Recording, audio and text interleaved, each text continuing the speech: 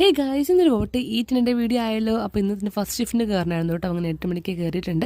Breakfast കഴിക്കാൻ വേണ്ടത് എടുത്ത് വെച്ച് മാത്രമേ ഓർമ്മയുള്ളൂ ഗായ്സ്. പിന്നെ അവിടെ നിന്ന് തിരക്ക് തുടങ്ങിയിട്ട് ആ ഒരു പ്ലേറ്റ് എനിക്ക് തുറക്കാൻ പോലും പറ്റിയില്ലെന്നുള്ള സത്യം. അങ്ങനെ ഒരുവിധം തിരക്കൊക്കെ ഒതുക്കി കഴിക്കാൻ വന്നപ്പോൾ സമയം കണ്ട ഗായ്സ് 12:49 ഉച്ചയാവാറേ. പിന്നെ കഴിക്കുന്നതിന് ബ്രേക്ക്ഫാസ്റ്റ് എന്ന് പറയാൻ പറ്റില്ലല്ലോ.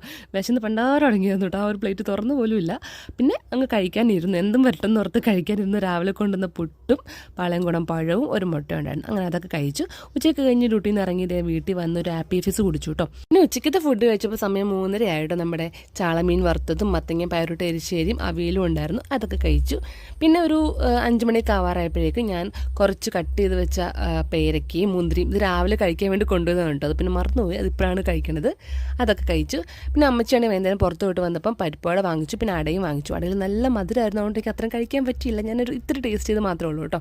നൈറ്റത്തെ ഫുഡ് വെള്ളരിക്ക അരിഞ്ഞതും പിന്നെ നമ്മുടെ സെയിം പേരയ്ക്ക, ഒരു മുട്ട, അത് കുരുമുളക് പൊടിയൊക്കെ ഇട്ടതാണ്. പിന്നെ 2 പീസ് ചിക്കൻ. അപ്പോൾ ഇതായിരുന്നു എൻ്റെ നൈറ്റത്തെ ഫുഡ് കേട്ടോ. അപ്പോൾ ഇന്നത്തെ ഒരു കുഞ്ഞ് വോട്ട് ചെയ്തിട്ടുണ്ട്. ഇത്രയും ഉള്ളൂ. ഭയങ്കര വിഭവസമൃദ്ധമൊന്നും അല്ലായിരുന്നു. നല്ല കുഞ്ഞൊരു വോട്ട് ചെയ്തിട്ടുണ്ട്. അപ്പോൾ അടുത്ത വീഡിയോ കാണാം കേട്ടോ. ബൈ.